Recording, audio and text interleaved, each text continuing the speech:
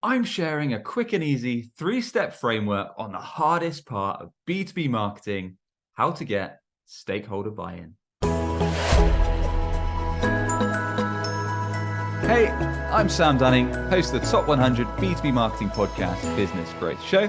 And if you want to check out my free guides, podcast, resources, or whenever you're ready to apply to work with me, check out samdunning.org.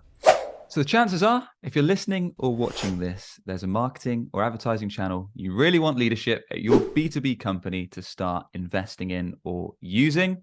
The 3-part framework we're going to talk about is the terrible thing that happens if you don't invest or start the marketing channel, the unfair advantage that it brings, and thirdly, reporting on results as soon as possible. In this scenario, we're going to talk about SEO, but we could flip that to any marketing or ad channel you want to focus on. So let's dive straight in. So step 1 is leveraging the terrible thing that will happen if you don't invest or start this marketing or advertising strategy. So you've got to think about what terrible thing's going to happen either directly to your company, perhaps to your customers, or perhaps internally, then leverage that when talking or presenting to leadership within your team. So I'm using SEO as an example because it's often pretty difficult to get buy-in because it's usually a significant investment externally to a freelancer or agency, or it takes a lot of resources internally to actually make it happen with your website, all the on-page and off-page work, link building, etc. that goes into it, especially bearing in mind SEO is a long-term solution. Typically, you need at least 3 to 6 months to see decent results and returns against the time or investment. So I like to leverage pain and problems, so feel free to steal as needed. So when presenting something like SEO, I'd say, look, every time a potential client, an ideal prospect is searching quite literally for our offer or our solution, then our competitors are above us. Likewise, if they're comparing us to an alternative or a common competitor, then again, competition showing above us. Or if they're searching directly for the problems that we fix, competitors show above us. Each and every time, stealing traffic to our website, opportunities and inbound leads, demo requests, or pipeline, meaning that we're missing out a chunk of the market each and every time a prospect goes to Google and has that intent to potentially work with us.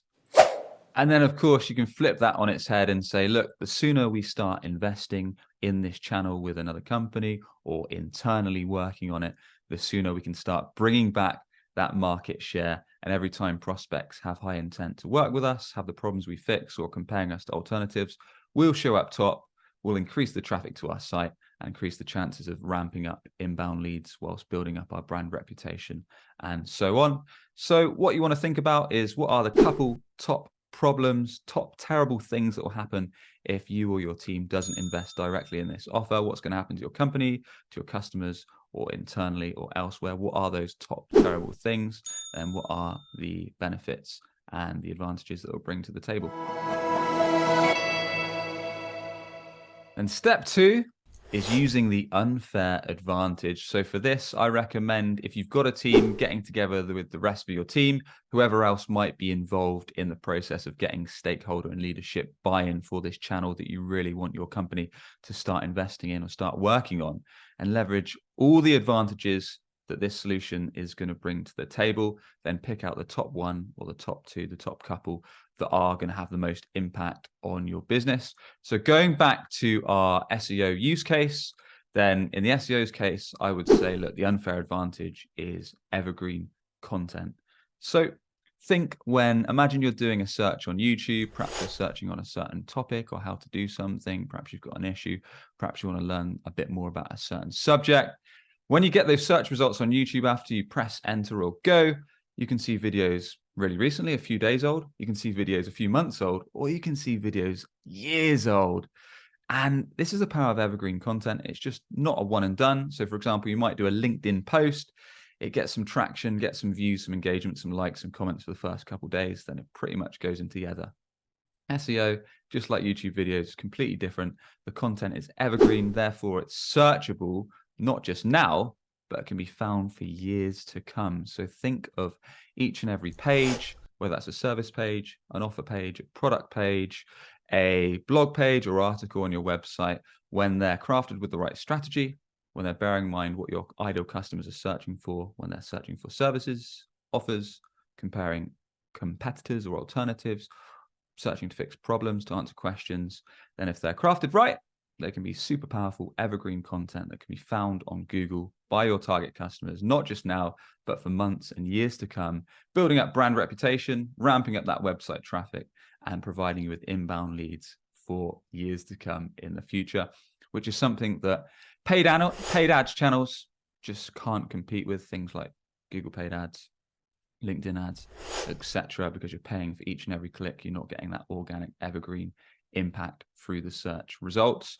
Another thing to think about is, at the time of recording, LinkedIn have recently rolled out something called thought leadership ads. So now you can actually advertise personal profile posts so they actually look organic in the LinkedIn feed. They have the little caption, headline, and they have ad underneath the person's name, and they look very, very organic. So it really shows that a lot of companies are understanding the power of organic, the power of evergreen, and more. So yeah, you really want to think about what is that unfair advantage.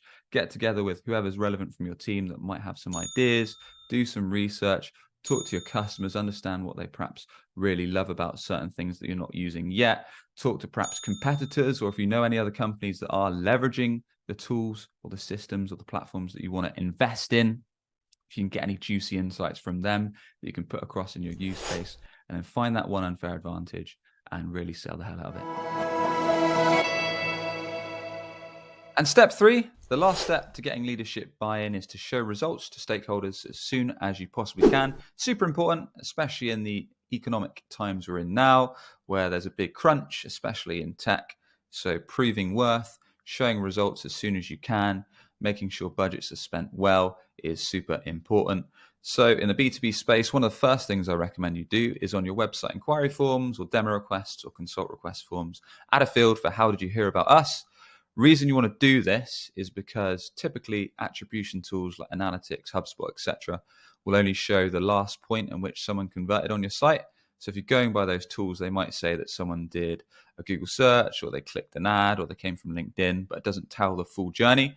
Adding this field can get more intel. So rather than just going from Analytics and it might say they clicked a Google ad, they might actually type in here, went onto your new marketing channel, and that new marketing channel that you just pitched to leadership might be heard you on this podcast, or saw your YouTube content on this topic and really wanted to reach out and speak to you. So you get the juicy details. I recommend doing one more thing in addition to this form. When the inquiry comes in, I recommend your sales team ask, how did you stumble upon us today? What was the full route you took to actually landing on our site? And a really nice one is, what made you take the time to fill in our form as opposed to going to one of our competitors? Because this will give you hidden insights. They'll actually sing your praises. So they might say, look, I really like the work you did with X, or I really like this on about your process. And they'll give you some juicy golden nuggets that you can leverage in the sales call. So that's one of the first things you want to do, so you can start seeing that this channel works as soon as possible. And you want to report on any useful metrics from the top downwards. So from the SEO use case, that might be reporting on things like increase in organic traffic, increase in session times, increase in key page views, and most importantly, the main thing we're going after here, especially in the B2B space, is increase in quality qualified leads, whether that's decent demo requests, decent consult requests, or decent calls in the diary. So focus on those key metrics and start reporting on those as soon as you're able to. Use dashboards, use analytics, use any relevant tools to start sharing that with your team. The other thing I recommend you do is share screenshots, share wins. So maybe set up a Google Drive folder or similar. Take screenshots of every positive thing that you see. So if that's a metric, if that's an improvement in traffic, if certain pages are getting better views, whatever's relevant to the marketing campaign you're investing in, or maybe you're getting qualitative feedback, maybe customers or prospects that perhaps you've started a podcast, they're listening in and they're saying, really enjoying this, and they are in your target market. Take a screenshot of that message, whether that's from LinkedIn or another channel, and then pop that in your shared group. So perhaps you've got a Slack with leadership, or maybe you've got another channel that you talk to them with internally. Keep a note of all those positive screenshots. Start screenshotting the demo requests that say, how do you hear about us? And they have the new channel listed in there. Likewise, if you record sales calls with Gong or Wingman or similar, again, take a note of those. Any that mention the new channel, get those snippets of recording, add them all into this folder. And as soon as you're seeing impact, as soon as you're seeing key metrics, key results, and most important, those inbound demos or lead or consult requests come in, start reporting those, show results to leadership so they can really see that this channel is having an impact. All those positive things, whether they are metric based or directly from your prospects or customers, all those feedbacks are going to be really good for building up confidence and showing leadership that this channel is having a positive impact to revenue.